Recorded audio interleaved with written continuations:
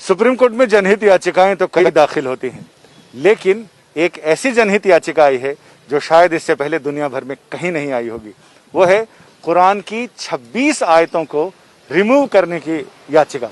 और हम बात कर रहे हैं, याचिकाकर्ता हमारे साथ हैं सैयद वसीम रिजवी।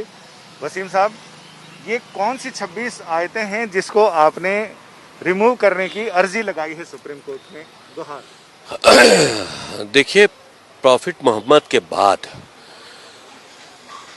पहले खलीफा अबू बकर, दूसरे खलीफा उमर और तीसरे खलीफा उस्मान द्वारा कुरान को कलेक्ट करके और उसको जारी किया गया एक किताबी शक्ल में।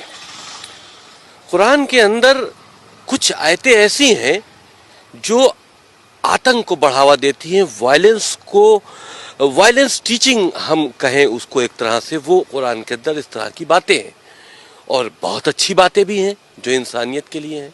तो अल्लाह के मैसेज दो तरह के नहीं हो सकते। तो ये तीन जो खलीफा थे, इन्होंने ताकत का इस्तेमाल करते हुए कुरान के अंदर अमेंडमेंट करके इस तरह की आयतों को डालकर कुरान शरीफ को दुनिया के लिए जारी किया और उसी का सहारा लेकर पूरी दुनिया में आगे बढ़े हैं ताकत के दम पर इस्लाम को फैलाने के लिए। कोई भी धर्म मोहब्बत से फैलाया जा सकता है, ताकत के दम पर नहीं फैलाया जा सकता।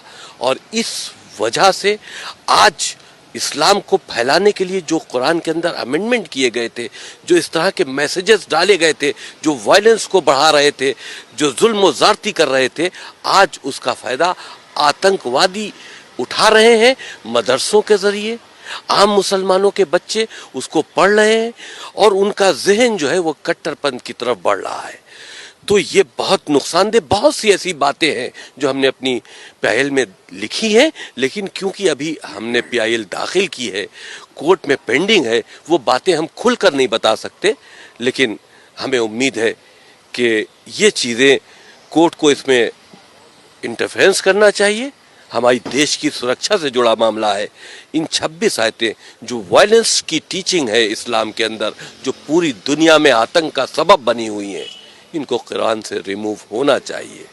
आपको लगता है कि कोर्ट ऐसे संवेदनशील मामले में, जिसमें एक फेथ से जुड़ा हुआ मामला है, उसमें मुदाखलत करेगा? ये मामला फेथ से जुड़ा नहीं है। फेथ से जुड़ा हुआ होता है इंसानियत का मामला।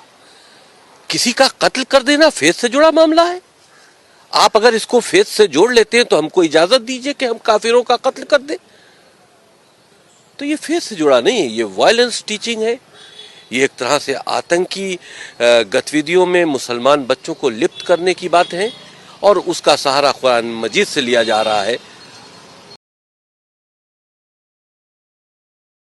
ये जो नफरत है, नफरत क्यों ना हो?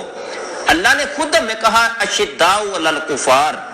मोमन का काम ही ये होता है कि काफिरों के ऊपर वो शिद्दत इख्तियार करता है, वो नफरत करता है। कुरान बार बार हमें कहता है कि ये मुशरिकीन, ये कुफार, ये तुम्हारे सज्जन बेली नहीं हो सकते, ये तुम्हारे भाई नहीं हो सकते, इनसे बच के रहना।